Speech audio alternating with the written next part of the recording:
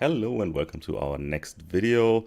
So far we've talked about TIA Portal, about two parts. We've added our hardware configuration, and we also assigned some sensors and actuators to those I/O modules, input-output modules here, using a tag table. So we were using PLC variables so far, so-called symbols for PLCs here. What we're going to do next is for our little system that I have here, so my example system. If you're new to this, if this is the first video from the series that you're watching, that's okay. You can just jump right in. We're now going to program. This is how the system behaves. We've got those little components. They're going to be placed in front of B1 here. Then we're pressing S1. If both of those are active at the same time, the component starts moving along the conveyor belt. As soon as B2 detects the component, our little gate will open here. Then part will continue, gate will close again as soon as there is no part in front of the sensor anymore here. And then we're going to move to B3 and the belt will stop, someone will take the piece off and process is done. That's all we do for now. And therefore we will look at how we're going to program this. We're going to look at three different components. At first, we're going to look at a set reset, turning on the conveyor belt. We're putting the part here in front of B1, conveyor belt turns on and stays on as set.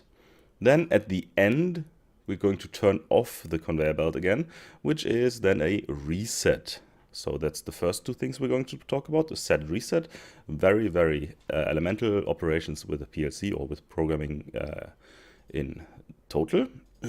And the third thing we're going to look at is as soon as the sensor B2 sees the component, the green one, then this, what did I call it, stopper, the stopper will open. And as soon as B2 does not detect the component anymore, the gate will close again, the stopper will close again. So this will be, we are going to use a direct assignment. If B2 is active, 1 and 1, the stopper opens. If B2 is not active anymore, the stopper closes again. Good. Therefore, we will go here on the left side. We've got our PLC added, we've got our hardware configured, we've got our tags, and now we want to program within program blocks. Therefore, the first part, we're going to use the one function that is always pre-given for every PLC. It's the main function.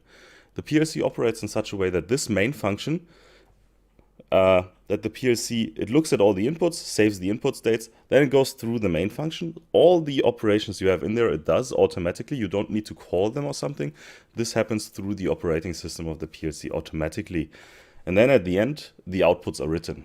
And this happens over and over. So our whatever we put in the main function is always executed as long as the PLC is in run condition.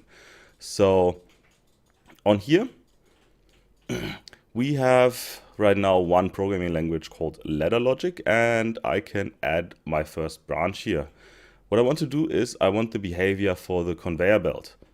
When we're here in the beginning, B1 and S1 active, set the conveyor belt on. If B3 is active, reset conveyor belt off.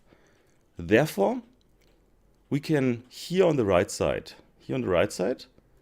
I have in instructions. It might be not active in your case, then you have to click here on instructions, click on instructions, whoop, and we have basic instructions. Within basic instructions, we have bit logic operation. There we have something called SR, a set reset flip-flop.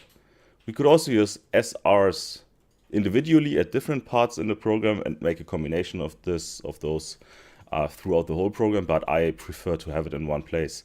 We can either place an SR where the set is dominant, so the set is stronger. If both inputs are active, set is stronger, or we can have an RS where the reset would be stronger. I want an SR in this case. An SR, and you see this is placed here now on my branch just by drag and drop. I can also double click, it will be inserted. If I select it, I will delete it. I can also delete here. Second thing where we can get that from is here on top in my favorites. If those do not show, you can see a little star here on top. If you click on the star, they should show. I can see an empty box. I can just drag and drop the empty box in my program. If I double click on the, or just simply click on the red question marks, I can have a drop down.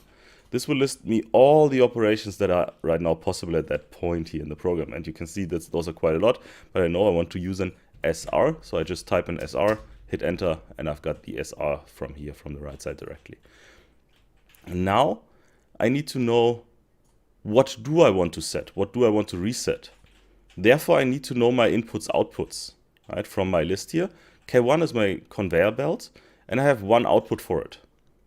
I have one output, K1, output 4.0, it's directly connected there, will turn on the conveyor belt. So let's have a look.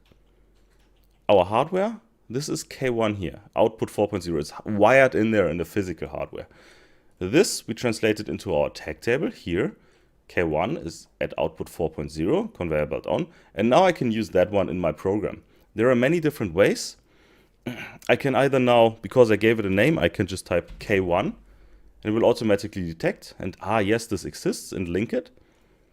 I can click on the red question marks and select from drop down. Right? Those are my not so preferred ways. Then one of my favorite ways is actually, if I have this menu here, if I have my tag table open, there's on the top right a button called float. If we click on float, this window is going to float, right? I'll make it a little smaller. This window is going to float, and now I can just simply drag and drop K1 from the tag table onto the block. I like that a lot actually, because it's quite convenient. It's easy, I can have this floating around. Disadvantage, you need a big screen to program. I've got 3 screens here, so I've got it easy, but if you program on a laptop, that's probably not the best way. And the last way is if you select here on the left side in the project tree, if you select your tag table, you can see all the ingredients of it, everything that's in there, on the left bottom here. And I can also take my K1 and drag and drop from here. This is good because you don't need such a big screen. So K1, when should K1 activate? So the K1 stands for the conveyor on. I want to activate it here, set. I can add a normally open contact. I can either take it from the left here or from the right instructions. Bit logic, here we have it again. So whenever there's a piece in B1 and I press S1, conveyor belt starts. So that means here I want B1, right? And if I want to ask for both, right, B1 needs to be active and S1, I can put them in series next to each other, right? B1 active and S1. Now they both need to be active to let the whole branch needs to be closed, and then activates S, the set. If this one closes, this one is still open, so we don't have a continuous flow. If this one closes, this one is still open, no continuous flow. If both close, continuous flow, perfect. This only needs to be active for one moment, and then K1 is set, and it will stay online, right? It will stay on. Even if we're here, B1 is not active anymore, it will stay on because it's a set, right? Now all that we need to do is to reset here on the bottom, and I can simply put my, here we have it, B3. Let's take B3, goes here, reset, conveyor belt will turn off as soon as we hit the reset, the B3. One thing that we have here, B3 right now, I can see is active when no component at the conveyor end. So it's always sending a 1. Now it's sending a 1, 1, 1. It's active, active, active, active, active, not active. So it's always sending a 1. It's always true, meaning we need to invert it. Right? We need to invert the logic because right now it's always true, true, true, meaning the conveyor belt will always turn off. That's not good. I want to turn off as soon as there is something. The sensor will send a 0, and then we should get a 1 here. Meaning if this is a 0, here we should have a 1, meaning we need to invert the normally open contact here, and we can make it to a normally closed one. If you select it, there's on the top right an orange triangle, or you can just double click on it, drop down, making it a normally closed contact. That's my set reset combination here. Just as maybe another outlook, if I don't want B1 and S1 active at the same time, I want to have them not in an AND connection, but in an OR connection. So it's either of them. If you press start, that's okay, conveyor will start. Or if the sensor is active, conveyor will also start. Therefore, I can make a parallel branch. Right left of B1 here, parallel branch, and I will put the S1 in parallel to it, right? In parallel. So if B1 is active, we can have a flow to set. Or if S1 is active, we will have a flow to S. Right? This is how we can make an OR connection. We had an AND, now we have an OR. I want to go back to the AND again. Here we go, drag and drop, done. So far for our conveyor belt. Set, reset. Not too difficult so far, I would say. Pretty nice things here. Next thing I want to do is, of course, I want to give that network a title, because that's a good programming scheme. Conveyor belt. Pop. And the next and the second network, what I want to do is here, very easy, as long as we are in the range of B2, right? As long as the component is here somewhere, we want this one to open, right? And as soon as we're out of it, it should close again. Pretty simple. So a direct assignment. Direct assignment we can do by, of course, asking for our sensor, right? I'm going to put a normally open contact, because the sensor is always sending a 0. If there's something in there, it's sending a 1. B2, that's the sensor. And here at the end of this, I want to have an assignment. You can either find the assignment here in the bit logic operation on the right, or in my favorites, assignment. And I want to have the 1 and 1, which is the stopper. I want to have the stopper. Now, if B2 is active, my stopper is active. If B2 is not active, my stopper is not active. That's as simple as it is. This is a direct assignment. I could now put, for example, if I want to, the start button in here. I could put the start button. Now B2 and the start button have to be active. Or I can put the start button in parallel. Now it's B2 or the start button can be active. And the stopper will open. Good. But I want it like that.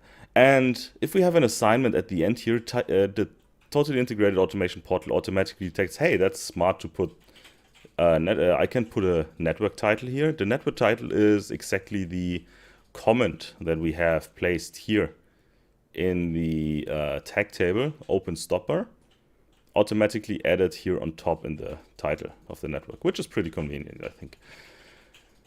Very simple, very basic, easy programming. If I download this to my PLC, let it run, it will always be executed. Always network 1 first, then network 2, the rest of the program. Network 1, network 2, rest of the program. Network 1, 2, 3, 4, 1, 2, 3, 4, 1, 2, 3, 4, and so on, forever until I stop the PLC. Good. That's enough for this episode. So we've made a little bit basic programming. In the next episode, I will simulate this. I will show you how you can simulate PLC programs using PLC Sim. In the previous episodes, we've been through the hardware configuration, tag tables. This is programming, and there's going to be way more in the future. So thank you for listening. If you have any questions, just put them in the comments below. If you like the video, if it helps you, leave a thumbs up, leave a follow, and I'll see you next time around. Bye.